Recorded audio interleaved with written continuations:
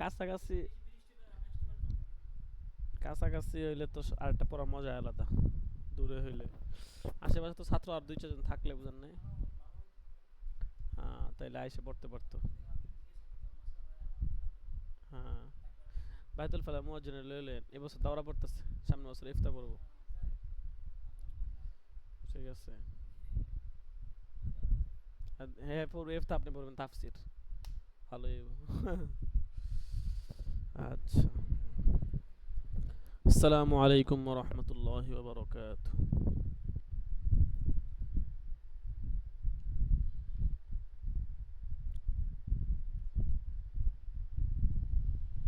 নাহমাদুহু ওয়া নুসাল্লি আলা রাসূলিহিল কারীম, আম্মা বা'দ।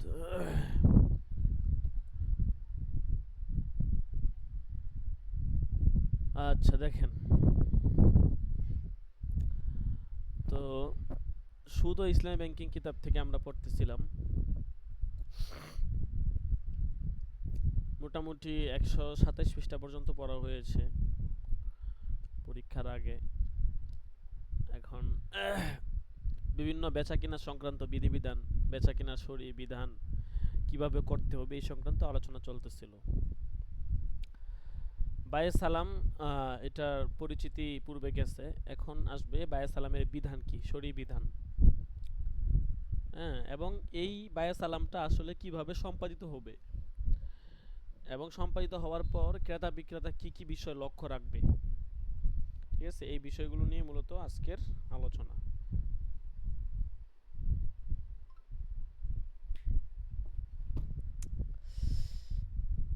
এক নম্বর হচ্ছে ক্রেতা ও বিক্রেতার ইজাব কবুল দ্বারা ক্রয় বিক্রয় চুক্তি সম্পাদিত হবে। ক্রেতা ও বিক্রেতাকে বুদ্ধিমান ও ক্রয় বিক্রয় সম্পর্কে সম্যক জ্ঞান থাকতে হবে, তবে বালেগ হওয়া শর্ত নয়। অন্যান্য ক্রয় বিক্রয়ের মধ্যে যেরকম একটা শর্ত থাকে এইটার মধ্যেও এরকম সেম শর্ত। বুদ্ধিমান হওয়া লাগবে। হুম, ক্রয় বিক্রয় বুঝে এমন হওয়া লাগবে। তবে আকেল বালেগ হওয়া লাগবে। বালেগ হওয়া লাগবে একটা শর্ত না, বালেগ না হইলেও ক্রয় বিক্রয় করতে পারবে।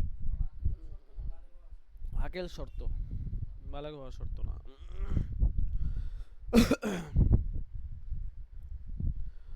চুক্তিপত্রে মালের বিক্রয় মূল্য নির্ধারিত হতে হবে।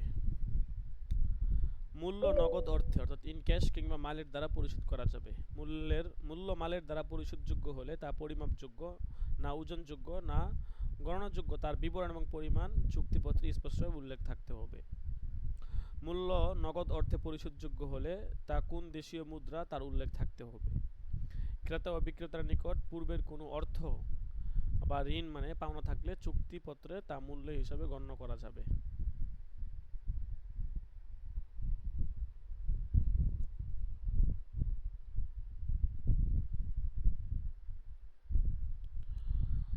৬ নম্বর দেখেন, অগ্রিম ক্রয় বিক্রয় চুক্তি সম্পাদনের সময়ে মূল্য বিক্রেতার নিকট হস্তান্তর করতে হবে, নতুবা মজলিস অর্থাৎ স্থান ত্যাগের সাথে সাথে চুক্তি বাতিল হয়ে যাবে। মূল্য হস্তান্তর করতে হবে, কারণ বায়া সালামের মধ্যে এটাই হচ্ছে রীতি, মূল্য আগে দিতে হয়। হুম, হ্যাঁ, আর যেটা মাবি এটা পরে দিবে। চুক্তিপত্রে বিক্রিত মালের গুণাগুণ, শ্রেণী, প্রজাতি, পরিমাণ, অবস্থা, ধরন, সরবরাহের তারিখ, স্থিতির স্পষ্ট উল্লেখ থাকতে হবে, যেন ক্রেতা ও বিক্রেতার মধ্যে কোনো অস্পষ্টতা না থাকে যা পরে বিতর্কের সৃষ্টি করতে পারে। বুঝতে পারছেন? যেই মাবিটা আমি আপনার কাছ থেকে কিনতেছি এটা সম্পর্কে বিস্তারিত তথ্য চুক্তিপত্রে উল্লেখ থাকা লাগবে। স্থান, তারিখ সবকিছু যেন স্পষ্ট থাকে, কোনো কিছু যেন অস্পষ্ট না থাকে। অগ্রিম ক্রয় বিক্রয়ের ক্ষেত্রে ক্রেতা কর্তৃক বিক্রেতাকে যে অগ্রিম মূল্য পরিশোধ করা হবে তা বিক্রেতা কর্তৃক ক্রেতার নিকট মাল হস্তান্তর না করা পর্যন্ত বিক্রেতার নিকট ঋণ হিসাবে গণ্য হবে। বিক্রেতার কাছে একটা ঋণ থাকবে, যেহেতু বিক্রেতা টাকা নিয়ে নিচ্ছে ওই টাকাটা তার কাছে ঋণ হিসাবে থাকবে। এই পদ্ধতিতে কেবল খাদ্যশস্য, কাপড় এবং ওই সকল জিনিসের ক্রয় বিক্রয় বৈধ যেগুলোর গুণাগুণ, অবস্থা, ধরন ও পরিমাণ নির্ণয় করা সম্ভব। জীবজন্তু, মণিমুক্তা ইত্যাদির অগ্রিম ক্রয় বিক্রয় এখানে কি নয়, বৈধ নয়। যেই মালের ক্রয় বিক্রয় চুক্তি হবে সেই মাল ইসলামী শরিয়ায় অবশ্যই হালাল মাল হতে হবে, এটা স্বাভাবিক কথা। ক্রেতার নিকট মাল সরবরাহের সময়কাল সুনির্দিষ্ট হতে হবে এবং তা চুক্তিপত্রে উল্লেখ থাকতে হবে। কোনরূপ অস্পষ্ট মেয়াদ, যেমন রমজানের পরে, বর্ষার পরে, হজের প্রতি নির্ধারণ করা যাবে না। ইমাম মুহাম্মদ রহমতুল্লাহ আলাইহি চুক্তিপত্র সম্পাদনের সময় হাতে মাল হস্তান্তর পর্যন্ত কমপক্ষে 1 মাস সময়কাল নির্ধারণ করেছেন। মাল সরবরাহের সময়কাল ক্রেতা বিক্রেতার পারস্পরিক আলোচনার ভিত্তিতে নির্ধারণ করা যেতে পারে। সময় নির্ধারণ করতে হবে এবং এটা স্পষ্ট হওয়া লাগবে যে 2 মাস পর বা 3 মাস পর, এরকম স্পষ্ট হওয়া লাগবে। ঠিক আছে, এবং এটা নির্ধারিত হওয়া লাগবে। অস্পষ্টভাবে এটা বললে এটা কিন্তু হবে না। নির্দিষ্ট টাইম হওয়া লাগবে এবং প্রয়োজনে বিলম্ব হতে পারে, সেটা কোনো সমস্যা নাই। হবে না, কারণ গরু ছাগল এগুলা জীবজন্তু, এগুলো তো বর্ধনশীল। বর্ধনশীল না। 2 মাসের 3 মাসের মেয়াদে আপনি ছাগল কিনছেন, মানে আজকে 3 মাস আগে এটা ছাগলটা যেরকম দেহ 3 মাস পর এরকম থাকবে না। তাহলে তো টাকা তো কম দিচ্ছেন। হ্যাঁ, তাহলে ওই জন্য না। কিন্তু মাবি হইলেও তো আর লেনদেন করা যাবে না, সিস্টেম বুঝে ভাই সালামের শর্ত মানতে হবে তো। যেই মালের অগ্রিম ক্রয় বিক্রয় চুক্তি সম্পাদিত হবে, চুক্তি সম্পাদনের সময় হতে মাল হস্তান্তর নির্দিষ্ট সময় পর্যন্ত বাজারে সে মাল সহজলভ্য থাকতে হবে। মাল বাকি না রেখে তৎক্ষণাৎ হস্তান্তরের শর্ত করা হলে অগ্রিম ক্রয় বিক্রয় চুক্তি বাতিল হয়ে যাবে। বিক্রিত মাল ক্রেতার নিকট সরবরাহের স্থানের নাম, সময়, পরিবহন খরচ উল্লেখ থাকতে হবে, যাতে পরবর্তীতে ক্রেতা ও বিক্রেতার মধ্যে কোনো বিতর্কের সূত্রপাত না হয়। তা আগে গেল সব কিছু স্পষ্টভাবে উল্লেখ করে দিতে হবে। ঠিক আছে, স্পষ্টভাবে বলতে হবে। চুক্তিপত্রের শর্ত অনুযায়ী নির্ধারিত সময়ের মধ্যে বিক্রেতা ক্রেতার নিকট মাল ডেলিভারি দিলে ক্রেতা তা গ্রহণে অস্বীকৃতি জানাতে পারবে না। তবে চুক্তিপত্রের শর্ত বহির্ভূত মাল ডেলিভারি দেওয়া হলে বিক্রেতাকে শর্ত অনুযায়ী মাল ডেলিভারি দিতে বাধ্য করা যাবে। চুক্তিপত্রে ইসলামী শরিয়া পরিপন্থী কোনো শর্ত আরোপ করা যাবে না। অগ্রিম ক্রয় বিক্রয়ের ক্ষেত্রে ক্রয় মূল্য পরিশোধের বিপরীতে বিক্রেতার নিকট হতে সিকিউরিটি হিসেবে কোনো জিনিস বন্ধক রাখা যাবে। হ্যাঁ, অনেক সময় টাকা দিচ্ছি, এখন বিক্রেতা গ্যারান্টি নাই। তো ভাই গ্যারান্টি কি? আপনাকে টাকা দিলাম, মাল দিবেন, এটা নিশ্চয়তা কি? আপনার সিকিউরিটি হিসেবে আপনার চাপ, এটা আপনার ফোনটা কথা কথা আইফোন 2 লাখ টাকা দাম আমাকে দিয়ে দেন, এরকম আর কি। এরকম নেওয়া যাবে। হ্যাঁ হ্যাঁ হ্যাঁ, ওই বন্ধক সিস্টেমে আর কি। ঠিক আছে, এরপর দেখেন, বন্ধকি মাল সম্পূর্ণ কিংবা আংশিক ক্রেতার নিকট নষ্ট হলে এর দায়িত্ব ক্রেতাকেই গ্রহণ করতে হবে। 18 নম্বর বলতেছে, ক্রেতার নিকট মাল হস্তান্তরের মেয়াদকালের মধ্যে মাল হস্তান্তরের পূর্বে বিক্রেতার মৃত্যু হলে ক্রেতা বন্ধকলব্ধ মাল পাবার অধিক হকদার বলে বিবেচিত হবে। তবে বন্ধকলব্ধ মালের মূল্য ক্রেতা কর্তৃক পরিশোধকৃত মূল্যের চেয়ে বেশি হলে ক্রেতা অতিরিক্ত মূল্য বিক্রেতার উত্তরাধিকারীর নিকট ফেরত দিতে বাধ্য থাকবে। যদি বেশি হয়ে যায়, টাকা 50,000 ছিল মূলত, আপনার ধরেন কথা আপনাকে পরিশোধ করা হয়েছে 55,000 টাকা। ঠিক আছে, তখন আহ, বন্ধক হিসেবে যে জিনিসটা দেওয়া হয়েছে তার দাম যদি 55,000 টাকা হয়, তখন 50,000 টাকা আপনি উসুল করে আর বাকি 5,000 টাকা ক্রেতাকে ফেরত দিতে হবে। ঠিক আছে। আচ্ছা, এরপর দেখেন, ক্রেতা বন্ধকি জিনিস কোনোরূপ ব্যবহার করতে পারবে না। এটা একটা মূলনীতি, বন্ধকি জিনিস ব্যবহার করা যাবে না। বর্তমান সমাজে তো এর উল্টা দেখা যায়, মানুষ দেদারসে বন্ধকি জিনিস ব্যবহার করতেছে। ঠিক আছে, না, বন্ধকি আমানত না, এটা আমানত হিসেবে থাকবে। ঠিক আছে, যখন ঋণ পরিশোধ করে দিবে বা মাল দিয়ে দিবেন, তখন বন্ধকি জিনিস তারটা তাকে ফেরত দিতে হবে। এখন যদি ব্যবহার করে তো এটার ক্ষতি সাধিত হবে, এই জন্য বন্ধকি জিনিস ব্যবহার করা যাবে না। অগ্রিম ক্রয় বিক্রয় চুক্তি মেয়াদ উত্তীর্ণের পূর্বে ক্রেতা ও বিক্রেতার কোনো পক্ষই এককভাবে চুক্তি বাতিল করতে পারবে না, তবে পারস্পরিক সম্মতিতে যে কোনো পক্ষ চুক্তির আংশিক বা সম্পূর্ণ বাতিল করতে পারে। 21 নম্বর দেখেন, মালামাল চুক্তিপত্রে বর্ণিত গুণাগুণ ও পরিমাণ অনুযায়ী না হলে বা ত্রুটিযুক্ত হলে ক্রেতা ইচ্ছা করলে ক্রয় বিক্রয় চুক্তি বহালও রাখতে পারে, ইচ্ছা করলে বাতিলও করতে পারবে। কিন্তু মালের ত্রুটি যদি প্রাকৃতিক দুর্যোগে বা ক্রেতার অবহেলার কারণে হয়ে থাকে, তাহলে ক্রেতার অধিকার বাতিল হয়ে যাবে। এরপর দেখেন 22 নম্বর, যুক্তিসঙ্গত কারণে কিংবা ক্রেতা ও বিক্রেতার পারস্পরিক সম্মতিতে চুক্তির আংশিক বাতিল করা হলে বিক্রেতা ও ক্রেতাকে বাতিলকৃত অংশের মূল্য ফেরত প্রদান করতে বাধ্য থাকবে। এরপর দেখেন 23 নম্বর, বিক্রেতা নির্ধারিত সময়ের মধ্যে নির্ধারিত মালামাল সরবরাহ দিতে ব্যর্থ হলে ক্রেতাকে মূল্য ফেরত দিতে বাধ্য থাকবে। 24 নম্বর, বায়ে সালাম পদ্ধতিতে কোনো বস্তু অগ্রিম ক্রয় করার পর সেই বস্তু ক্রেতা কর্তৃক হস্তগত করার পূর্বে অপরের নিকট বিক্রি করতে পারবে না। এটা একটা স্বাভাবিক কথা। ঠিক আছে, যে আগে আপনি মালটা হস্তগত করবেন। ঠিক আছে, হস্তগত না করে বিক্রি করতে পারেন না, হস্তগত করে তারপরে কি করতে হবে, বিক্রি করতে হবে।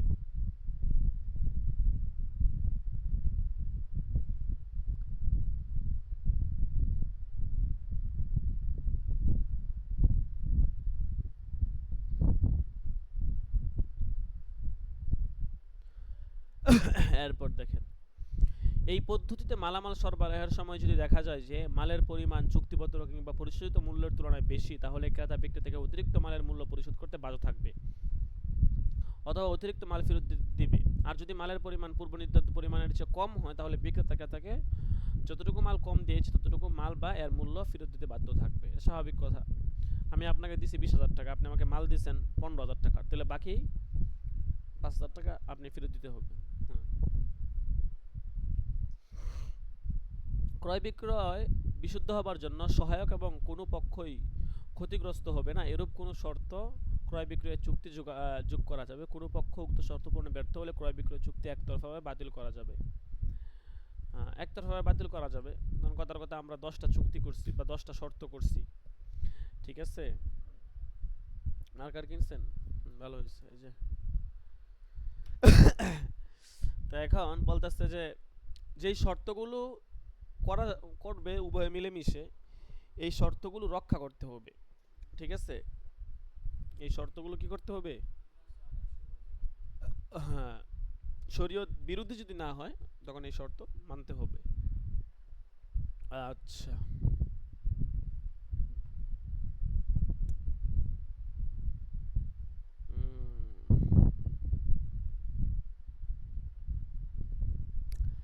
এরপর দেখেন, বায়ে মুদারাবা পদ্ধতি, উদ্যোক্তার মাধ্যমে বিনিয়োগ।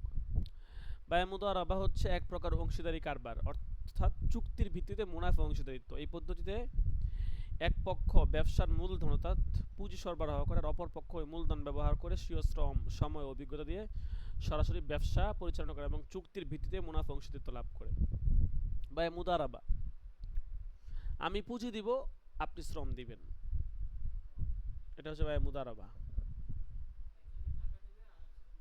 শ্রম দিবে, ঠিক আছে? কে বলছে জায়েজ নেই? হুম, শর্ত সাপেক্ষে জায়েজ আছে। এটা ব্যবসার একটা বড় একটা পদ্ধতি, এটা জায়েজ নেই আবার কে বলছে? কি ফতোয়া দিতেছেন? আর হুম, মূলধনের যে মালিক তাকে বলা হয় সাহিবুল মাল বা রব্বুল মাল। হ্যাঁ, আর উদ্যোক্তা যে তাকে বলা হয় মুদরিব, ঠিক আছে? ধরেন কথা কথা আমি আপনাকে টাকা দিলাম, আমি সাহিবুল মাল বা রব্বুল মাল, আপনি হচ্ছেন মুদরিব। মুদরাবা শব্দটা বাবে মুফাআলা থেকে দর্বন থেকে গঠিত। এর আবিধানিক অর্থ হচ্ছে জমিনে পদাঘাত করা, চলাফেরা করা, বিচরণ করা। উদ্যোক্তা বা ব্যবসায়ী পরিচালনাকারী যেহেতু পৃথিবীতে বিচরণ করে, এক স্থান থেকে অন্য স্থানে, এক দেশ থেকে অন্য দেশে গমন করে ব্যবসা বাণিজ্য করে থাকে, তাই হানাফি এবং হাম্বলি মাযহাবের ফকিহ তথা ইসলামী আইনবিদগণ এই পদ্ধতির কারবারের নাম দিয়েছেন মুদারাবা। যেহেতু তারা চলাচল করে, বিচরণ করে, এক স্থান থেকে অন্য স্থানে যায়, এই জন্যই ব্যবসার নাম কি? মুদারাবা। অন্য মাযহাবে কেউ কেউ এর নাম দিয়েছেন কিরাজ। কিরাজ মানে ধারে ব্যবসা বা পুঁজির মালিককে বলা হয়েছে মুকারিদ। মুকারিদ। পবিত্র কোরআনে বলা হয়েছে ওয়া আখরুনা ইয়াদরিবুনা ফিল আরদি ইয়াবতাগুনা মিন ফাদলিল্লাহ। কিছু কিছু লোক আল্লাহর অনুগ্রহের মুনাফা সন্ধানে পৃথিবীতে বিচরণ করে। আচ্ছা, মুদারাবা হচ্ছে ইসলামের একটি প্রধান বিনিয়োগ পদ্ধতি। বিশ্বনবী সাল্লাল্লাহু আলাইহি সাল্লাম নবুয়ত প্রাপ্তির পূর্বে হযরত খাদিজা রাদিয়াল্লাহু আনহার মূলধন দিয়ে এই ধরনের ব্যবসা পরিচালনা করতেন। নবুয়ত প্রাপ্তির পরেও তিনি এই ধরনের ব্যবসাকে বহাল রাখেন। অনেক সাহাবী পরস্পর এই পদ্ধতিতে ব্যবসা করতেন। এই পদ্ধতিতে মূলধন সরবরাহকারী এক বা একাধিক ব্যক্তি বা প্রতিষ্ঠান হতে পারে। মূলধন সরবরাহকারী অর্থাৎ ব্যবহারকারী অর্থাৎ উদ্যোক্তাও এক বা একাধিক ব্যক্তি বা প্রতিষ্ঠান হতে পারে। এই পদ্ধতিতে ব্যবসার মুনাফার সাহিবুল মান মূলধন সরবরাহকারী ও মুদারিবের উদ্যোক্তার মধ্যে এজমালি থাকে, অর্থাৎ ব্যবসার মুনাফা সাহিবুল মাল ও উদ্যোক্তার মধ্যে পারস্পরিক সম্মতিক্রমে মুনাফার অংশের হার হিসাবে নির্ধারণ হয়। যেমন ধরেন কথার কথা, যা লাভ হবে 50-50, বুঝছেন? ও ভালো কথা মনে পড়ছে। আপনি শনিবার দিন ফ্রি আছেন না দুপুরের দিকে? ও আপনি তো আবার আসরের সময় মিস হইব, আবার এক দু একটা নামাজ মিস হইব। হ্যাঁ, আজান মিসের সমস্যা আছে নাকি? মানে একটা প্রোগ্রাম ছিল পল্টনে। হ্যাঁ, একটা ব্যবসায়িক প্রোগ্রাম, এবং এটা আপনার স্পেশাল খাবার দাবার আছে, বুফে। বড় বড় আলেমরা আসবে। ঠিক আছে, আমি রেজিস্ট্রেশন করছি আর কি। হ্যাঁ, শিক্ষার্থীরা যদি কেউ যাইতে চান যাইতে পারেন। যাই গেলে অনেক ভালো হবে। ব্যবসায়িক বিভিন্ন সেক্টর দেখাবে, অনেক কিছু শিখার আছে, বুঝার আছে। মাঠে ময়দানে বিচরণ করলে দেখা গেছে অনেক কিছু স্পষ্ট হয়। বুঝতে পারছেন? হ্যাঁ হ্যাঁ, শনিবারে আমি হচ্ছে জোহরের নামাজ পড়ে এখান থেকে চলে যাব খাওয়া দাওয়া করে। 3টা থেকে প্রোগ্রাম শুরু আর কি। এখান থেকে ধরেন খাবার দাবার খায়া রওনা দিব। এই যে উৎসব বা বন্ধন বাসে ধরেন গুলিস্তান নামে, তারপরে গুলিস্তান থেকে পল্টন হাইটে যাওয়া যাব। কাছেই।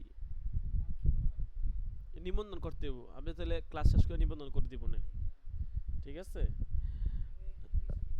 হ্যাঁ, হয়তো আপনার 2-3 অক্ট আর কি, একটু এদিক সেদিক হইব আর কি। হ্যাঁ, তাহলে দুই কাজ একসাথে হয়ে গেলে তো আরো ভালো। ঠিক আছে, মোট কথা আপনার 2টার দিকে রওনা দিব আর কি এখান থেকে।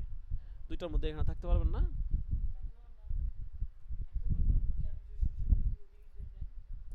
যেতে পারবেন, সমস্যা নাই, তবে একসাথে গেলে একটা সুবিধা হইলো, বুঝেন নাই? আপনি গেলেন পরে হাব ভাব কিছু বুঝলেন না তো আরেক মুশকিল। বুঝেন নাই? আচ্ছা, আমি তাহলে ক্লাস শেষ করে আপনি রেজিস্ট্রেশন করাই দিব না। ঠিক আছে, আবার একটা স্পেশাল খাবার দাবারের ব্যবস্থা আছে। ঠিক আছে, বুফে। আচ্ছা, যাই হোক। হ্যাঁ, অনেক কিছু শিখার আছে, বুঝার আছে। হ্যাঁ, একটা অভিজ্ঞতাই আসল বিষয়। আগে তো অনেক বড় বড় প্রোগ্রামে অংশগ্রহণ করতাম, এখন তো আসলে ব্যস্ততার কারণে। হ্যাঁ। না, আসলে ব্যস্ততার কারণে দেখেন না, সারাদিন কাজ আর কাজ।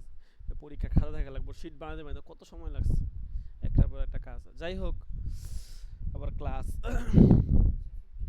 শিক্ষার্থীরা যদি কেউ যাইতে চান যাইতে পারেন। ঠিক আছে, ক্লাস শেষ হওয়ার পর আমাকে নক দিয়ে ইনশাল্লাহ আপনাদেরকে লিঙ্ক দিয়ে দিব। ঠিক আছে। এটা একটা প্রোগ্রাম আর কি।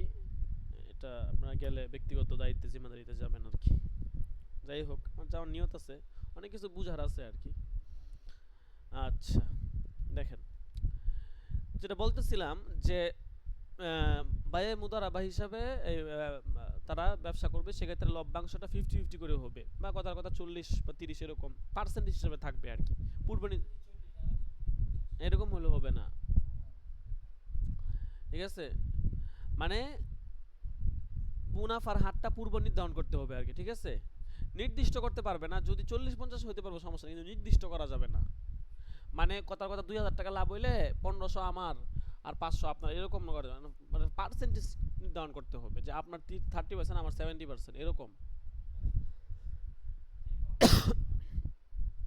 কম বেশি হলে সমস্যা নাই, কিন্তু মানে টাকা অঙ্ক নির্ধারণ করা যাবে না যে কথার কথা মাসে 4000 টাকা আপনি পাবেন, বাকি দিয়ে আমার, এরকম নির্ধারণ করা যাবে না। যা লাভ হবে 50% আমার, 50% আপনার, বা 70% আমার, 30% আপনার। তখন এটা তো কিছু করার নাই। হ্যাঁ, পাও। হ্যাঁ, এই জন্য নির্ধারণ করলেই হারাম।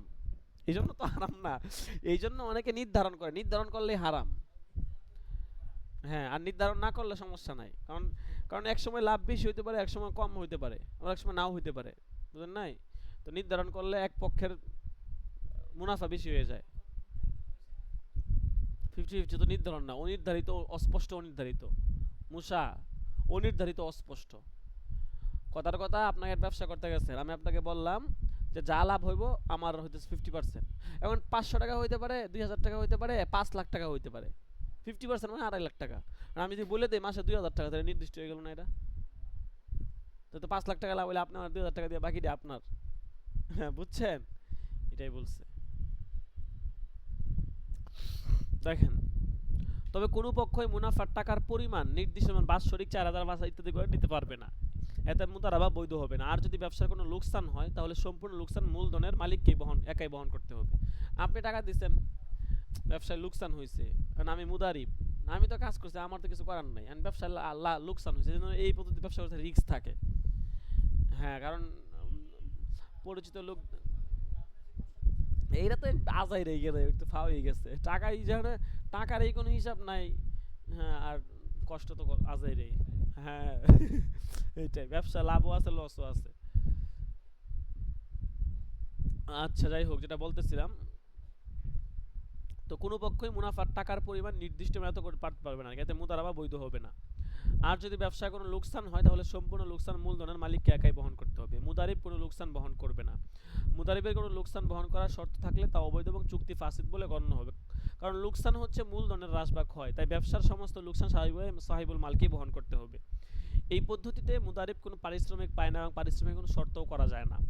ব্যবসার মুনাফা অর্জিত হলে মুদারিব পূর্ব নির্ধারিত হারে মুনাফা পাবে, আর মুনাফা অর্জিত না হলে কিছুই পাবে না, তার শ্রম বৃথা যাবে। মুদারিব কষ্ট করে ব্যবসা পরিচালনা করেছে অথচ সে কোনো মুনাফা অর্জন করতে পারলো না, তার শ্রম মেধা কষ্ট সব কিছু বিফল হলো, পক্ষান্তরে শ্রম বৃথা যাওয়াই মুদারিবের লোকসান। ঠিক আছে, এই পদ্ধতিতে মূলধনের মালিক মুদারিবের নিকট থেকে প্রয়োজন বোধে সিকিউরিটি স্বরূপ কোনো কিছু বন্ধক রাখতে পারবে। আপনাকে 1 লাখ টাকা দিচ্ছি না, আপনি ব্যবসা করবেন মেলা কথা, আপনার সিকিউরিটি স্বরূপ কিছু বন্ধক রাখতে পারবেন, কোনো সমস্যা নাই। ইসলামী ব্যাংকসমূহ সৎ আমানতদার ও আদর্শবান ব্যবসায়ীদের এই পদ্ধতিতে পুঁজি যোগান দিয়ে থাকে। ইসলামী ব্যাংকে এরকম সিস্টেম আছে, ঠিক আছে, তবে এটা সবাইকে ব্যাংক দেয় না, লোক বুঝে, জায়গা বুঝে, অবস্থা বুঝে আর কি, বুঝতে পারছেন। বায়া মুদারাবার শ্রেণী বিভাগ। মুদারাবা 2 ভাগে বিভক্ত, মুদারাবায়ে মুতলাক আছে মুদারাবায়ে মুকাইয়াদা। মুদারাবায়ে মুতলাক কাকে বলা হয়? যেই মুদারাবা চুক্তিতে ব্যবসার স্থান ফতে উসমান আনছেন, আচ্ছা, ব্যবসার স্থান, সময়সীমা, শ্রেণী এবং অংশীদারগণের সংখ্যা, ব্যবসার প্রকৃতি, পরিধি, কোথা হতে মাল ক্রয় করবে, কোথায় মাল বিক্রি করবে, কি মালের ব্যবসা করবে ইত্যাদি কোনো কিছু নির্দিষ্ট থাকে না, তাকে মুদারাবায়ে মুতলাক বলা হয়। এই পদ্ধতিতে সাহিবুল মাল মুদারিবকে মুদারিবের ইচ্ছা মতো, অর্থাৎ মুদারিব যা ভালো মনে করে সেভাবে ব্যবসা পরিচালনা করার জন্য অনুমতি প্রদান করে। এই পদ্ধতিতে মুদারিব উদ্যোক্তা যে কোনো স্থানে যে কোনো পণ্যের স্বাধীনভাবে ব্যবসা পরিচালনা করতে পারে।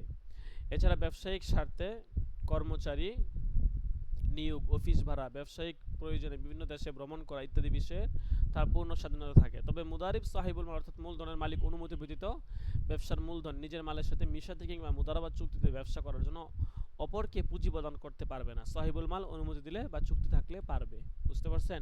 টাকা দিছে আপনাকে, আপনি আবার আরেকজনে দিতে পারবেন না। ঠিক আছে, টাকা দিছে আপনাকে, আপনি ব্যবসা করবেন। আর এটা হচ্ছে আম আর কি, হ্যাঁ হ্যাঁ, ইজনে আম, হ্যাঁ, যা করতে পারবে। আর মুদারাবায়ে মুকায়াদা মানে ব্যবসার স্থান, পরিধি, প্রকৃতি, সময়সীমা, শ্রেণী, অংশীদারগণের সংখ্যা, কার নিকট থেকে মাল ক্রয় করবে, কোথায় বিক্রি করবে, কি মালের ব্যবসা করবে, যাবতীয় বিষয় কিংবা যে কোনো একটি বিষয় নির্দিষ্ট করে দেওয়া হয়, সেটাকে বলা হয় মুদারাবায়ে মুকাইয়াদা। এই পদ্ধতিতে মুদারিবের ব্যবসায়িক পূর্ণ স্বাধীনতা থাকে না। চুক্তিপত্রের শর্ত অনুযায়ী এবং পুঁজির মালিকের নির্দেশ মোতাবেক তাকে অবশ্যই ব্যবসা পরিচালনা করতে হয়, এর ব্যতিক্রম করা কি নয়, বৈধ নয়। আল্লাহু আকবার। ব্যতিক্রম বৈধ না। আপনাকে আমি বলছি অমুকের কাছ থেকে, হ্যাঁ, আপনাকে যেই শর্ত করে দিয়েছি শর্ত মানতে হবে, শর্ত না মানলে সেটা কি হবে না, বৈধ হবে না। বুঝতে পারছেন? আপনি কি ওই শীটটা আনছেন? সমস্যা ছিল, যেটাতে সমস্যা ছিল দেখি। আচ্ছা,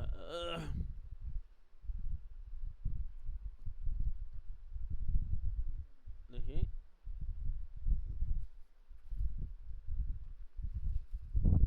এইটা ছিল, এইটা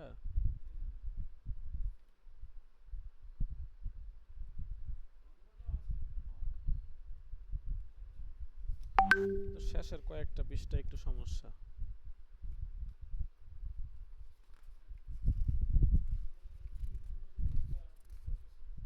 কোনটা? 3 নম্বরটা না দিলাম, একটা না আপনারা দিলাম, দেখি। এটা দিছি না আপনারা, নতুন নতুন করে না ছাপায় দিলাম, এটা এটা। ও, দুইটা, 2 নাম্বার আর 3 নাম্বারটা ওই দিন আনছিলেন না, 3 নাম্বারটা করে দিচ্ছে, 2 নাম্বারটা বাকি ছিল, বাকি সব তো ওকে আছে না। এটা তো ঠিক আছে, শুধু এই সাইড এই দিকে কয়েকটা পৃষ্ঠা একটু, না ওই কয়টা করলে যাবে না, এটা পৃষ্ঠা সবগুলাই করতে হবে, এটা মানে করতে হবে। আচ্ছা করে দিব, সমস্যা না, চিন্তা করো। নাকি এক পৃষ্ঠা লম্বা পৃষ্ঠা দিয়ে দিব? ভালো দেওয়া যাবে না লম্বা পৃষ্ঠা দিলে। হ্যাঁ, না লেখার সাইজ বড় হইব না, এটা লেখা তো এখানেই ছোট, দেখেন না এখানেই ছোট, ঠিক আছে। হুম,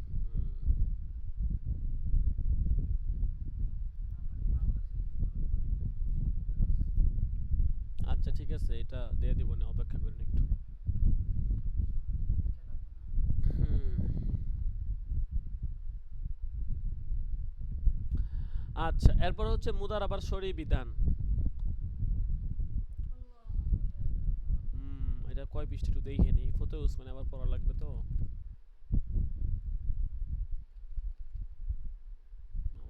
ভালোই বড় আছে। আচ্ছা, 2-3 পৃষ্ঠা উপরে নেই দেখেন।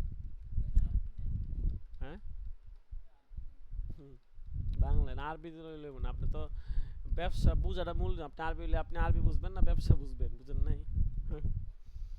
দেখেন, এই যে আপনার যেটা বললাম মুদারাবা, হুম, এটা শরী বিধান বলতেছে। দেখেন, আগে যে কথাগুলো বলছে এখন একটু বিস্তারিত মৌলিকভাবে আর কি বলবে। দেখেন, এই পদ্ধতিতে দুটি পক্ষ থাকতে হবে, অর্থাৎ সাহিবুল মাল বা পুঁজির মালিক এবং মুদারিব ব্যবসা পরিচালক বা উদ্যোক্তা। ইসলামী ব্যাংকের পুঁজি সংগ্রহের ক্ষেত্রে ব্যাংক হয় মুদারিব এবং অ্যাকাউন্ট হোল্ডার অর্থাৎ জমাদানকারী হয় সাহিবুল মাল। আর বিনিয়োগের ক্ষেত্রে ব্যাংক হয় সাহিবুল মাল, আর ব্যাংকের গ্রাহক যে বিনিয়োগ গ্রহীতা সে হয় মুদারিব। আমি যদি ব্যাংকে টাকা দেই ব্যাংকে ব্যবসা করার জন্য, তাহলে আমি হব সাহিবুল মাল, ব্যাংক হবে মুদারেব। আর যদি ব্যাংক আমাকে দেয়, আমি হব মুদারেব, ব্যাংক হবে সাহিবুল মাল। দুইভাবেই হইতে পারে, বুঝতে পারছেন?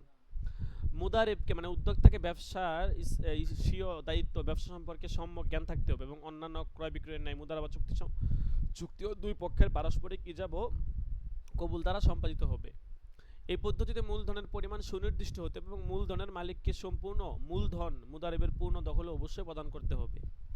মূলধন অবশ্য নগদ মুদ্রার অঙ্ক হতে হবে, অথবা মূলধন এমন জিনিস হতে হবে যা অংশীদারি কারবারের মূলধন হতে পারে।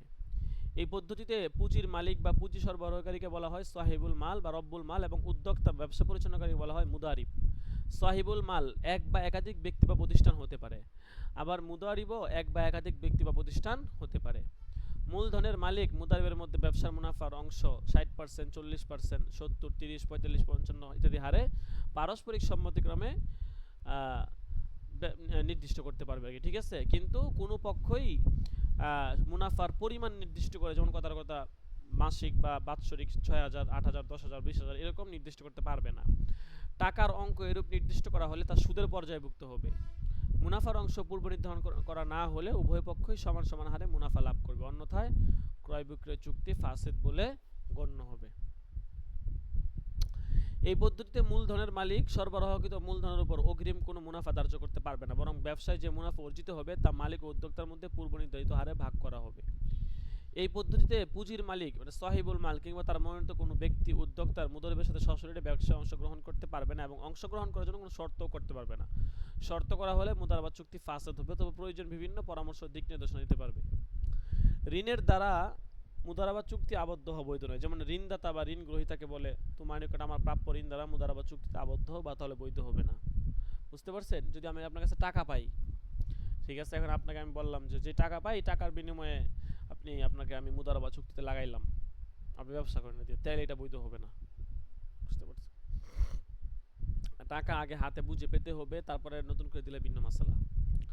এই পদ্ধতিতে ব্যবসার মূলধন মুদারিবের হস্তগত হবার পর এবং ব্যবসায় বিনিয়োগ করার পূর্ব পর্যন্ত মুদারিবের মূলধনের আমানতদার হিসেবে গণ্য হবে। ব্যবসায় মূলধন বিনিয়োগ করার পর মুদারিব মূলধন সরবরাহকারীর প্রতিনিধি হিসেবে গণ্য হবে এবং ব্যবসায় লাভে অংশীদার হবে।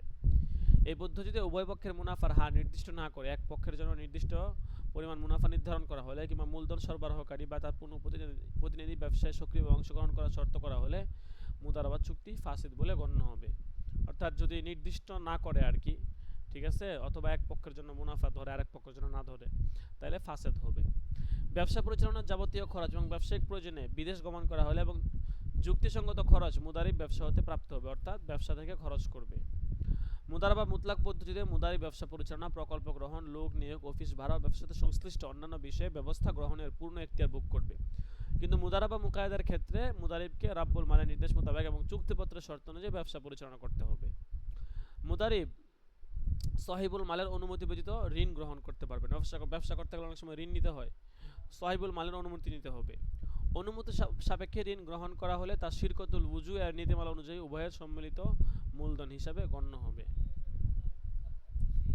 হ্যাঁ হ্যাঁ, ঋণ নিতে পারবে না, ঠিক আছে, ঋণ নেওয়ার অনুমতি নাই। মুদারাবা মুতলাক পদ্ধতিতে মুদারিব সাহিবুল মালের অনুমতি ব্যতীত ব্যবসার মূলধন নিজের মালের সাথে মিশাতে অন্যকে মুদারাবা চুক্তি আবদ্ধ করতে কিংবা মুদারাবা চুক্তিতে অন্যকে ব্যবসা করতে দিতে পারবে না। সাহিবুল মাল অনুমতি দিলে পারবে, তাছাড়া মুদারাবে মুকায়দা পদ্ধতি তো পারবেই না, বরং এই পদ্ধতিতে মুদারিবকে সাহিবুল মালের নির্দেশ মতো এবং চুক্তিপত্রের শর্ত অনুযায়ী কারবার পরিচালনা করতে হবে। সাহিবুল মালের অনুমতি সাপেক্ষে তার দেওয়া মূলধনের সাথে মুদারিব তার নিজের মূলধন যোগ করলে অর্জিত মুনাফাকে উভয়ের মূলধনের হার অনুযায়ী ভাগ করা হবে। প্রথমে মুদারিব নিজের যোগকৃত মূলধনের মুনাফার অংশ পাবে, অতঃপর সাহিবুল মালের দেওয়া মূলধনের মুনাফার অংশ চুক্তি অনুযায়ী উভয়ের মধ্যে ভাগ করা হবে। সাহিবুল মাল কর্তৃক ব্যবসার মেয়াদ নির্দিষ্ট করে দেওয়া হলে মুদারাবা মুকাদ্দার ক্ষেত্রে মেয়াদ শেষ হওয়ার সঙ্গে সঙ্গে মুদারাবা চুক্তির পরিসমাপ্তি ঘটবে।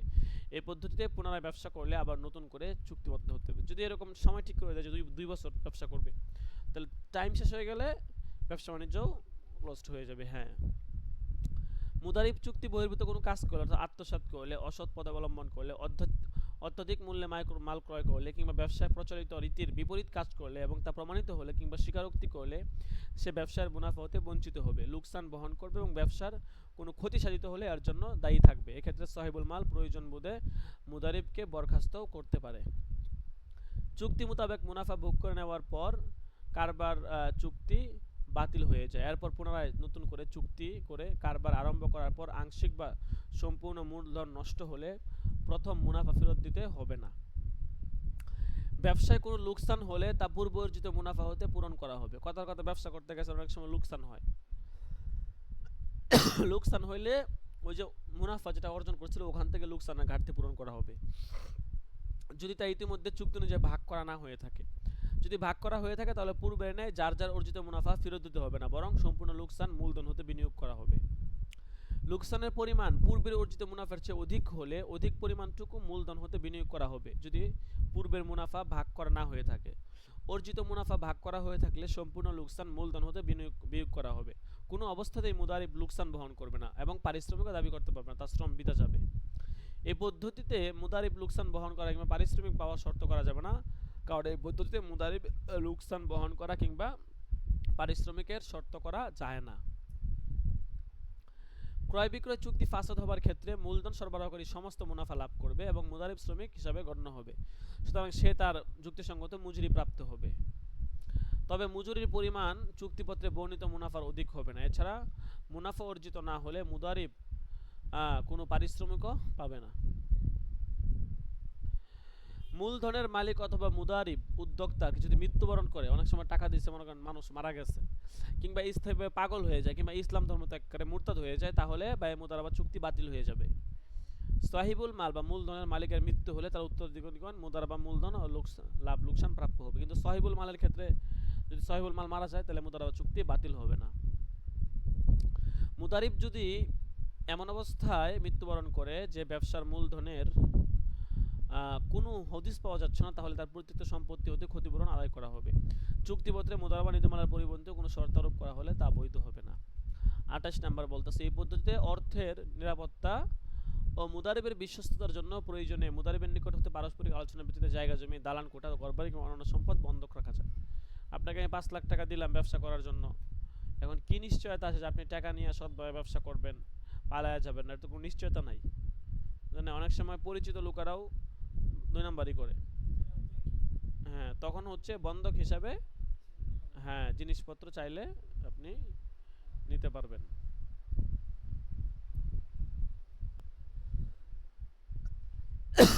আচ্ছা দেখেন, তাহলে সুদ ও ইসলামী ব্যাংকিং এটা এতটুকুই থাকুক। ফতোয়া উসমানী আপনি আজকে পড়ার দায়িত্ব। পড়তে পারবেন না? পড়তে পারবেন সুন্দর করে, স্লো পড়েন। আচ্ছা পড়েন, দেখি কেমনে পড়েন, চলবে কিনা। বিদেশে থাকতে থাকতে বাংলায় ভুলে গেছেন। হ্যাঁ, এখান থেকে পড়েন, শুরু থেকে পড়েন, এখান থেকে পড়েন। হ্যাঁ হ্যাঁ পড়েন।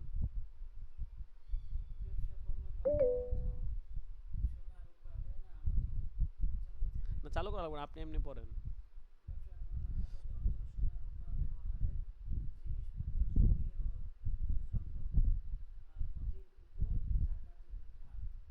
আপনার দেরি লাগবে বুঝতেছি।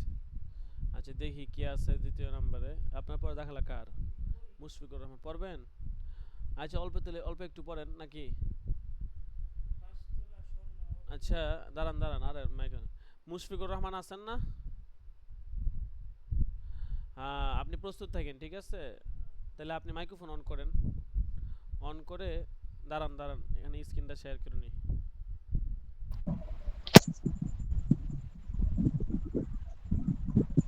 দাঁড়ান।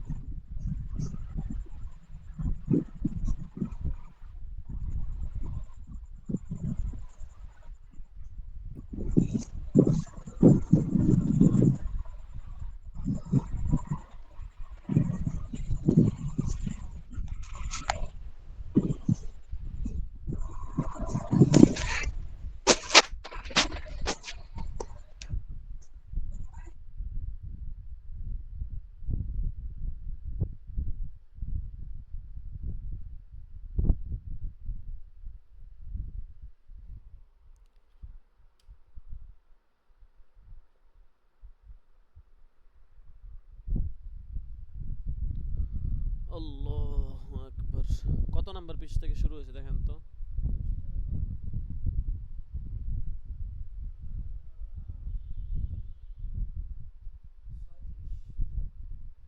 36 না?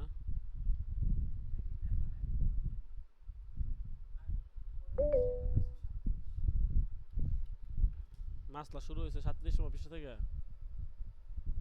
সূচিপত্র আছে শুরুতে।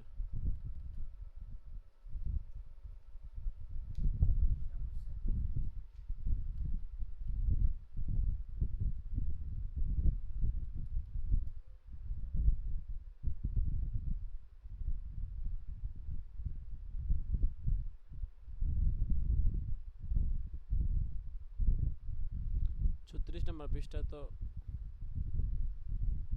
হ্যাঁ হ্যাঁ ঠিক আছে। কোন অধ্যায়? কিতাবুজ জাকাত সবার আগে না?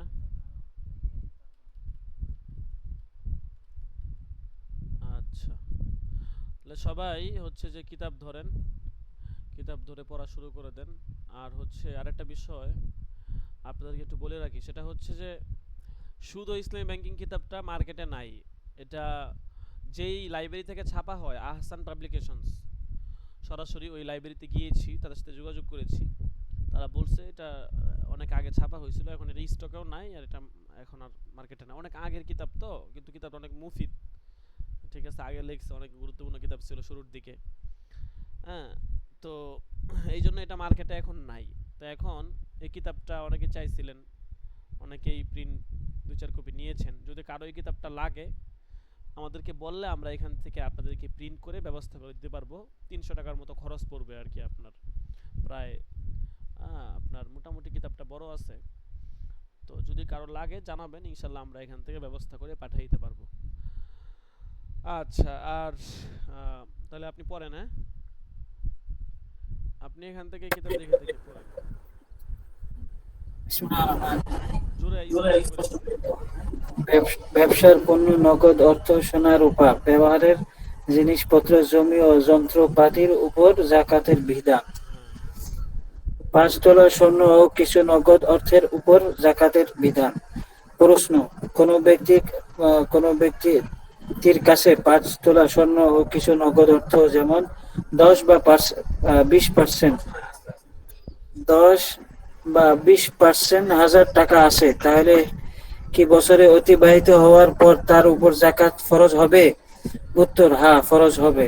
যদি স্বর্ণের সাথে অল্প রূপা বা নগদ অর্থ থাকে, তাহলে বর্তমান বাজার অনুপাতে স্বর্ণের মূল্য নির্ধারণ করে রূপার নিসাব হিসেব করা হবে। অর্থাৎ যদি স্বর্ণের সাথে রূপা বা নগদ অর্থ মিলে 52 বা 50, 52.5 তোলা রূপার মূল্য পরিমাণ হয়, তাহলে জাকাত ওয়াজিব হবে। আল্লাহু আ'লাম। মেশিনারি ও যন্ত্রপাতির উপর জাকাত নেই। প্রশ্ন: ওষুধ তৈরির জন্য যে মেশিন বা যন্ত্রপাতি ব্যবহার করা হয়, তার উপরে জাকাত ফরজ কিনা? উত্তর, মেশিনারি ও যন্ত্রপাতির উপর যাকাত ফরজ নয়। প্রশ্ন, আহ, পোল্ট্রি পোল্ট্রি ফার্মে মুরগি বাচ্চা কিনে সেগুলো পালা হয়, 22 সপ্তাহে সেগুলো ডিম দেওয়ার যোগ্য হয় এবং 86 সপ্তাহ ডিম দেয়, তারপর আর ডিম দেওয়ার যোগ্যতা রাখে না। উত্তর, ডিম মুরগির উপর যাকাত আসবে আসবে কিনা। উত্তর, প্রশ্ন বর্ণিত সূরাতে ডিমের মূল্যের উপর যাকাত আসবে, কিন্তু মুরগির বাচ্চা ও মুরগির উপর আসবে না। তবে এগুলিকে বিক্রি করলে তা থেকে অর্জিত বিনিময়ে উপর যাকাত আসবে। যদি বৎস ওই সময়ে পূর্ণ হয় তাহলে তৎক্ষণাৎ তৎক্ষণাৎ, অন্যথায় বৎসর পূর্ণ হওয়ার সময় যে পরিমাণ টাকা অবশিষ্ট থাকে তার উপর যাকাত আদায় করতে হবে। বছরের মাঝে টাকা কম বেশি হওয়ার দ্বারা যাকাতে কোনো হেরফের হয় না। প্রশ্ন, 1396 হিজরি প্রথমে জাকাতের টাকার যে 10,000 ছিল, জাকাত আদায় করা হয়েছে 1397 হিজরিতে টাকা 20,000 বেশি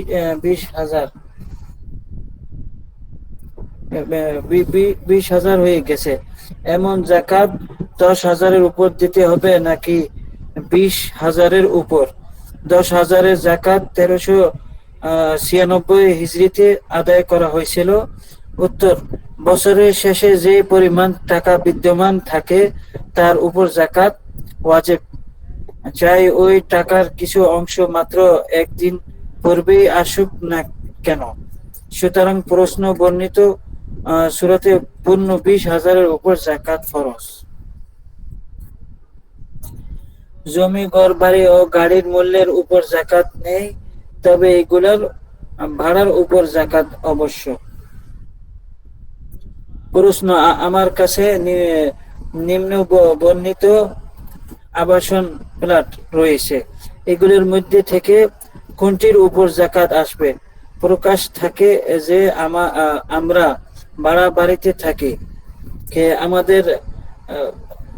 আমাদের 12 বছরের পুরাতন একটি ফ্ল্যাট আছে যা আমরা বসবাসের উদ্দেশ্যে নিয়েছি, কিন্তু ওই এলাকায় উপযুক্ত আবাদি না থাকায় জমির মূল্য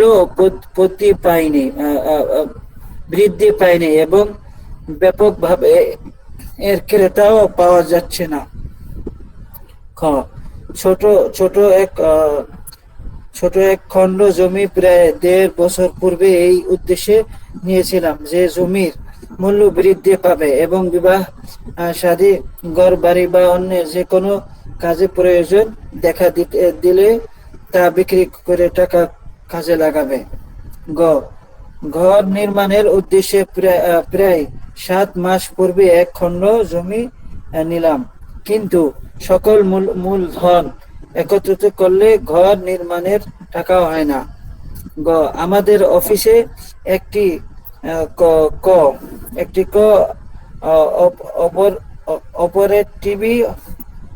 অপারেটিভ সোসাইটি গঠন করা হয়েছে, যারা মিলে লাহোরে বড় এক খণ্ড জমি ক্রয় করেছে।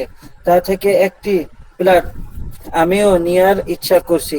ওই জমি এখনো সোসাইটির হস্তগত হয়নি। এমত অবস্থায় আমি প্লটের মূল্যের একটি অংশ পরিশোধ করেছি এবং এখনো তা আমার ব্যক্তিগত মালিকানায় আসেনি।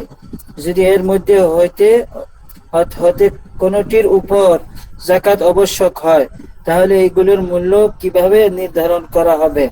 প্রকাশ থাকে যে এখনই ওই প্লটগুলোর সরকারি ট্যাক্স ইত্যাদি কিছু অংশ আদায়যোগ্য।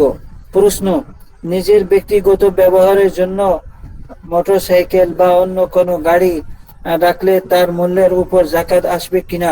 উত্তর: এই ব্যাপারে একটি মূলনীতি হলো, জমি, বাড়ি, গাড়ি বা মোটরসাইকেল সাইকেলের সাইকেলের মূল্যের উপর জাকাত ওয়াজিব নয়।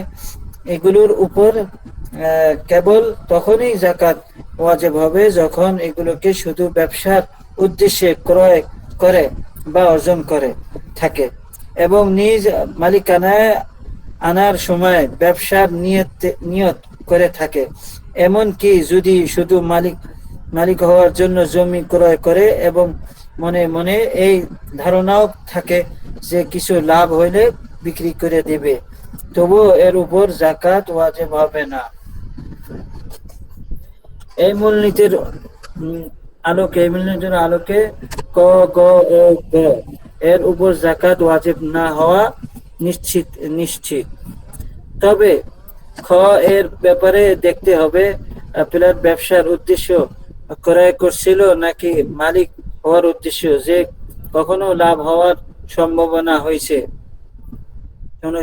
প্রথম সূরাতে এর বর্তমান মূল্যের উপর শতকরা 2.5 টাকা হিসাবে জাকাত ওয়াজিব হবে, দ্বিতীয় সূরাতে নয়। আর যেহেতু এতদু ভয়ের মাঝে পার্থক্য নির্ণয় করা কোনো সময় কঠিন হয়, তাই সতর্কতামূলক এর উপর জাকাত দেওয়া অধিক শ্রয়।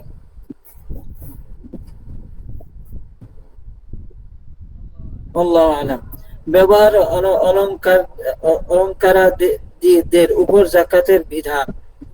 প্রশ্ন: স্বর্ণের ব্যবহারিক অলংকার বা স্বর্ণ রূপার ব্যবহারিক আসবাবপত্রের উপর জাকাতের বিধান কি? উত্তর: সোনা রূপা চাই অলংকারের আকারে থাকুক, চাই আসবাবপত্রের রূপে থাকুক, এর উপর জাকাত ওয়াজিব।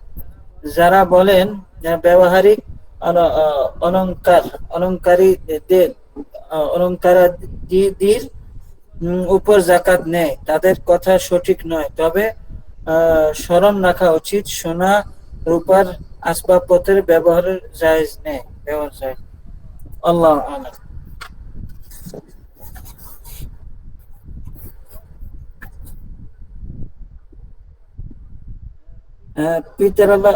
পিতরালয় ও শ্বশুর বাড়ি থেকে প্রাপ্ত অলংকারের উপর জাকাতের বিধান। প্রশ্ন: এই মাসআলায় উলামায়ে কেরাম কি বলেন যে তার মহিলাকে মা ও শ্বশুরালয়ের পক্ষ থেকে যে স্বর্ণ অলংকার দেয়া হয় তার জাকাত করা জিম্মায় ওয়াজিব। অনুগ্রহ পূর্বক পূর্ণ বিবরণ সহ অবহিত করলে মেহেরবানি হবে। উত্তর: মায়ের বাড়ি থেকে যে অলংকার পেয়েছে তার জাকাত মহিলার নিজের উপর ফরজ। শ্বশুরালয় থেকে যা পেয়েছে মহিলাকে যদি তার মালিক বানিয়ে দেওয়া হয় থাকে তাহলে তার উপর ফরজ, অন্যথায় তার স্বামীর উপর। আল্লাহু আ'লাম। জাকাত সম্পর্কিত বিভিন্ন প্রশ্ন উত্তর। জাহিজ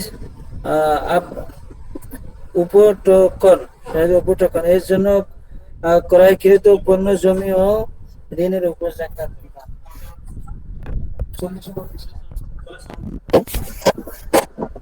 আচ্ছা আচ্ছা আচ্ছা, মুশফিকুর রহমান আপনি পড়েন। বেশি পড়েন নাই, 40 নম্বর পৃষ্ঠায় আছে। জোর জি, কোনো সমস্যা? আমি একটা আমি একটা প্রোগ্রামে গেছিলাম, তো এখন আসতে আমার দেরি যাচ্ছে। আমি সামনের দর্শক করবো না। আচ্ছা আচ্ছা, তাহলে আর কি আছে? মাইক্রোফোন অফ করে।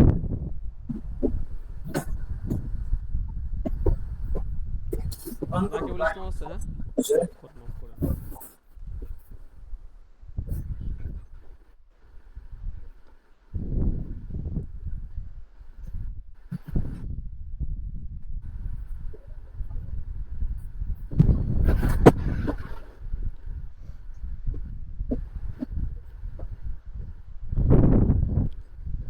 রাকিবুল ইসলাম আছে?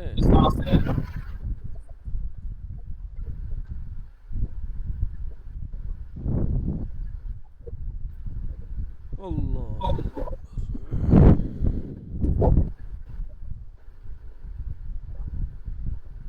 হুম, অফ করেন, এই যে চালু।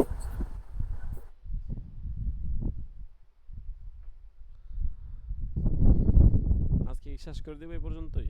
শেষ করে দিই আজকে।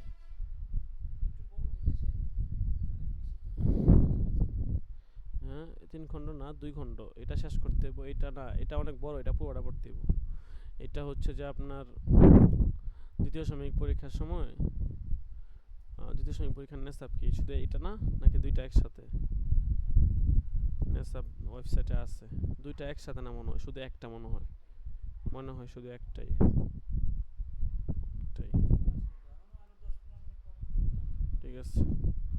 রাকিবুল ইসলাম মনে হয় না, আপনিই পড়েন, কয়েক মিনিট পড়েন, স্লোই পড়েন, সমস্যা নেই, পড়তে থাকেন। এই পড়লে পড়তে পড়তে চালু হইব, পড়েন, না পড়লে তো চালু হইব না, পড়েন পড়েন, হ্যাঁ পড়েন। হুম হুম। জাকাত সম্পর্কিত বিভিন্ন প্রশ্ন উত্তর।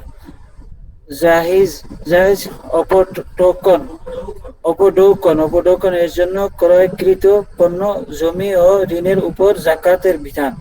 প্রশ্ন 1, যে মূল্যবান সামান সন্তানের বিবাহের জন্য ক্রয় করা হয়, যেমন কাপড়, টিভি, ফ্রিজ ও পারিবারিক ব্যবহারের অন্যান্য মেশিন ইত্যাদি উপর জাকাত আছে কিনা? উত্তর: 1 নম্বর, প্রশ্ন বর্ণিত সন্তানের বিবাহ দেওয়ার উদ্দেশ্য ক্রয়কৃত সামানের উপর জাকাত নয়, তবে অলংকার বিবাহে দেওয়ার উদ্দেশ্যে ক্রয় করলেও তার উপর জাকাত ফরজ। প্রশ্ন 2, কারবারের উদ্দেশ্যে জমি ক্রয়ের খাতে যা টাকা পরিশোধ করা হয়েছে তার উপর জাকাত ওয়াজিব কিনা? উল্লেখ্য, এখানেও যথেষ্ট পরিমাণ টাকার পরিশোধ ও জমির মালিকানা পরিবর্তন ও বাকি রয়েছে। উত্তর 2, জমির বিক্রয় চুক্তি পূর্ণ হওয়ার পূর্বে পর্যন্ত ওই টাকার উপর জাকাত ফরজ, তবে টাকা ফেরত পেয়ে যাওয়া বা জমির বিক্রি আপনার নামে হওয়ার পর জাকাত ওয়াজিব হবে। বিগত যেসব বছরে জাকাত আদায় করা হয়নি সেগুলোরও জাকাত একত্র আদায় করতে হবে। আপনি যদি অন্যান্য ধনের সাথে প্রতি বছর এই টাকার জাকাত আদায় করে থাকেন, তাহলে জাকাত আদায় হয়ে যাবে। আর যদি বিক্রি করে মুনাফা অর্জনের লক্ষ্য জমি ক্রয় করেন, তাহলে জমির মূল্যের উপর প্রতি বছর জাকাত ফরজ হবে এবং প্রতি বছর ওই সময়ের বাজার দর হিসাব শতকরা 2.5 টাকা জাকাত দিতে হবে। প্রশ্ন 3, যে জমি ভবিষ্যতে আবাসিক, দোকানপাট বা কারোবার অফিসের জন্য ক্রয় করা হয়, কোনো মূল্য বাকি না থাকে এবং জমির মালিকানা পরিবর্তন হয়, ক্রেতার মালিকানায় থাকে, তার কি বিধান? উত্তর: যেই দিন ওই জমির বিক্রি আপনার নামে সম্পন্ন হলো, ওই দিনের পর থেকে ওই টাকা বা জমির মূল্যের উপর জাকাত ফরজ নয়, কেননা তা আবাসনের উদ্দেশ্য নেওয়া হয়েছে। তবে ক্রয় বিক্রি সম্পন্ন হওয়ার পূর্বে জমি ক্রয়ের জন্য যে টাকা রাখিছিলেন তার উপর জাকাত ফরজ ছিল এবং ক্রয় বিক্রি পূর্ণ হওয়ার পর তা আদায় করা আবশ্যক। প্রশ্ন 4, ফসলি জমি ক্রয়ের উদ্দেশ্য যে টাকা পরিশোধ করে জমির মালিকানা অর্জিত হয়েছে, কিন্তু জমি কোনো কাজ আসছে না, তার বিধান কি? উত্তর: এই প্রশ্নের উত্তর 3 নম্বর উত্তরের মতো, অর্থাৎ যেদিন চুক্তি পূর্ণ হইল ওই দিন থেকেই ওই টাকা বা জমি কোনটির উপরই জাকাত ফরজ নয়, তবে বিক্রয়ের পূর্ণ হওয়ার পূর্বে যে টাকা দেওয়া হয়েছিল তাতে জাকাত ফরজ ছিল। যদি তা আদায় না করা হয় থাকে তাহলে আদায় করতে হবে। প্রশ্ন 5, ব্যবসায়িক স্থানের অগ্রিম খাতে আদায়কৃত টাকা যা প্রতি বছর বৃদ্ধি পেতে থাকে তার বিধান কি? উত্তর, প্রশ্ন আহ, স্পষ্ট নয়, স্পষ্ট করে লিখে লিখে উত্তর দেওয়া যাবে। স্পষ্ট লিখলে উত্তর দেওয়া যাবে।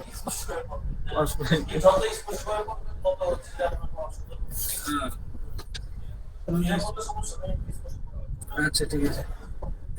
প্রশ্ন 6, ব্যবসায়িক স্থানে স্থাপিত ফার্নিচারের উপর যাকাত ফরজ কিনা?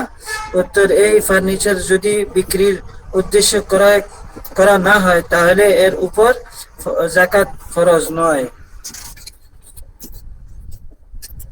প্রশ্ন 7, ব্যবসায়ীদের ব্যবহারিক পণ্য ও মেশিনের উপর যাকাত ফরজ কিনা? উত্তর, এসব পণ্য যদি বিক্রির উদ্দেশ্য ক্রয় না করে তাহলে যাকাত ফরজ নয়। প্রশ্ন 8, যেসব অলংকার স্ত্রী দৈনিক এবং অনুষ্ঠানে দিতে ব্যবহার করে এগুলার উপর যাকাতের বিধান কি? উত্তর, এই ধরনের অলংকারের উপর প্রতি বছর যাকাত ফরজ। যেই দিন যাকাত আদায় করবে সেই দিনের বাজার বাজার দর হিসেবে ওই অলংকার 52.5 তোলা রূপা বা সমমূল্যের হওয়ার শর্তে শতকরা 2.5 টাকা করে যাকাত দিতে হবে। প্রশ্ন 9, অপ্রাপ্ত বয়স্ক মেয়ের দৈনন্দিন ও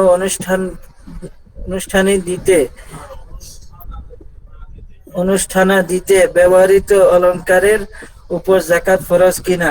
যদি ফরজ হয় তাহলে কে এর যাকাত আদায় করবে? উত্তর, যদি অলংকার মেয়ের পিতা বা মাতার মালিকানায় থাকে তাহলে মালিকানাধীন অলংকার নিসাব পরিমাণ হওয়ার শর্তে যার মালিকানায় থাকবে তার উপর যাকাত ফরজ। আর যদি ওই অলংকার মেয়েকে দান করে থাকে, মালিক বানিয়ে দেয় থাকে, তাহলে মেয়ে নাবালেগ থাকা পর্যন্ত এর যাকাত কারো উপর আবশ্যক নয়। বালেগ হওয়ার পর মেয়ের উপর আবশ্যক হবে। প্রশ্ন 10, সন্তানাদির বিবাহের শাদীর উদ্দেশ্যে রেখে দেওয়া কাঁচা স্বর্ণের বিধান কি? উত্তর, এরও ওই বিধান যেই 9 নম্বর উত্তরে অতিবাহিত হয়েছে। প্রশ্ন 11, যে টাকা অন্যকে কয়েক বছর যাবত ঋণ দেওয়া হয়েছে এবং যা পাওয়ার আশাও আছে এর বিধান কি? উত্তর, এর উপর যাকাত ফরজ, তবে টাকা ফেরত পাওয়ার পর যাকাত প্রদান করা ওয়াজিব হবে। উক্ত টাকা উসুল হওয়ার পর ঋণী ব্যক্তির কাছে যত বছর ছিল সেই বছরগুলোর যাকাত একসাথে আদায় করা ওয়াজিব। হ্যাঁ, যদি ঋণ উসুল হওয়ার পূর্বেই অন্য মূলধন হইতে এর যাকাতও আদায় করতে থাকে তাহলে যাকাত আদায় হয়ে যাবে এবং এটাই উত্তম। প্রশ্ন 12, যে টাকা কয়েক বছর যাবত অন্যকে ঋণ দেওয়ার পর ফেরত পাওয়ার আশা করা না যায় এর উপর যাকাত বিধান কি? উত্তর, উক্ত ঋণ উসুল হওয়ার পূর্বে তার উপর যাকাত ওয়াজিব নয়, তবে কতিপয় ফকিহ যেহেতু এই মত পোষণ করেন যে ঋণের ব্যাপারে আদালতি প্রমাণাদি থাকলে উক্ত ঋণের উপর যাকাত ফরজ। তাই ঋণ উসুল হওয়ার পর বিগত সকল বছরের যাকাত আদায় করে দিয়াতেই সতর্কতা রয়েছে। প্রশ্ন 13, যে টাকা ব্যবসায়িক লেনদেন করতে গিয়া কয়েক বছর যাবত পাওনা থাকে এবং তা পাওয়ার আশাও থাকে তাতে যাকাত ফরজ কিনা? উত্তর, উক্ত টাকা উসুল হওয়ার আশা থাকলে যাকাত ফরজ, কিন্তু টাকা উসুল হওয়ার পর যাকাত আদায় করা আবশ্যক হবে এবং বিগত সকল বছরের যাকাত ফরজ হবে। প্রশ্ন 14, ব্যবসায়িক লেনদেন লেনদেনে কয়েক বছর যাবৎ পাওনা টাকা যা উসুল হওয়া আশা নেই, এর বিধান কি? উত্তর, এর উত্তর 12 নম্বর প্রশ্নের উত্তরের মতো। প্রশ্ন 15, বসবাসের উদ্দেশ্যে ঘর ক্রয়ের জন্য যে টাকা পরিশোধ করে ঘরে আহ, কবজা করে ব্যবসা শুরু করে দিয়েছে, সমুদয় মূল্যের উম, সাধারণ সাধারণ একটি অংশ পরিশোধ করা বাকি রয়েছে এবং ঘর সাবেক মালিকের নামে বহাল রয়েছে, এই টাকার উপর জাকাত ফরজ কিনা? উত্তর, ঘরের কেনা বেচা পূর্ণ হওয়ার পর্যন্ত উক্ত টাকা উপর জাকাত ফরজ ছিল, কিন্তু কেনা বেচা সম্পন্ন হওয়ার পর কাগজপত্রের উক্ত ঘর অন্য কারো নামে থাকলে উক্ত টাকা বা ঘর কোনটির ওপরই জাকাত ফরজ নয়। ক্রয় বিক্রয় ইজাব কবুলের দ্বারা ক্রয় বিক্রয় পূর্ণ হয়ে গেছে, এখন যে টাকা পরিশোধ বাকি রয়েছে তার উপর জাকাত নেই, বরং তা ওই ব্যক্তির জিম্মায় ঋণ, যা সে নিজের জাকাত যোগ্য সমুদয় সমুদয় মূলধন হইতে বিয়োগ করতে পারবে। প্রশ্ন 16, ব্যক্তিগত পরিবারে বা পারিবারিক ব্যবহার ব্যতীত ব্যবসায়িক উদ্দেশ্য ও ব্যবহারযোগ্য আহ, মোটরের উপর জাকাত বিধান কি? উত্তর, ব্যবসায়িক উদ্দেশ্যে ক্রয় না করলে উক্ত মোটরের উপর জাকাত ফরজ নয়। প্রশ্ন 17, যেসব মূল্যবান জিনিস পারিবারিক পারিবারিক ব্যবহারের জন্য ক্রয় করা হয়, যেমন টিভি, ফ্রিজ, গালিচা, ফার্নিচার ইত্যাদি ইত্যাদির উপর জাকাত ফরজ কিনা? যে সব বস্তুর উপর জাকাত ফরজ সেগুলোতে কি পরিমাণ জাকাত আদায় করতে হবে? উত্তর, এইসব আসবাবপত্র জাকাত নেই, আর উল্লিখিত জিনিস জিনিস সমূহের যেগুলোতে জাকাত ফরজ হয় সেগুলোতে শতকরা 2.5 টাকা হারে ফরজ হবে। হ্যাঁ, হ্যাঁ, 45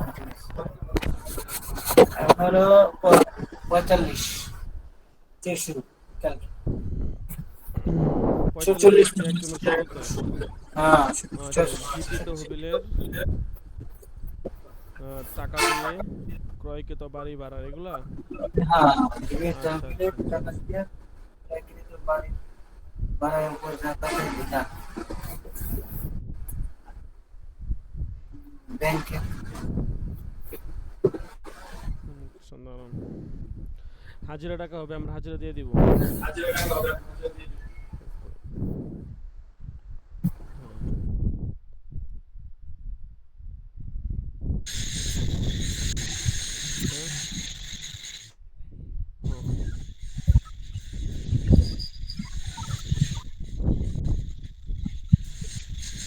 সাবেক আহমদ, মুশফিকুর রহমান, ভাই মুজাম্মিল হক,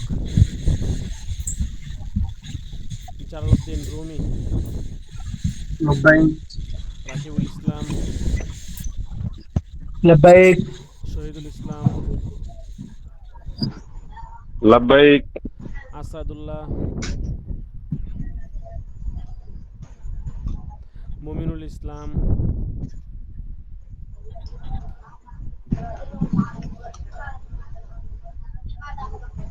রিয়াজুল ইসলাম,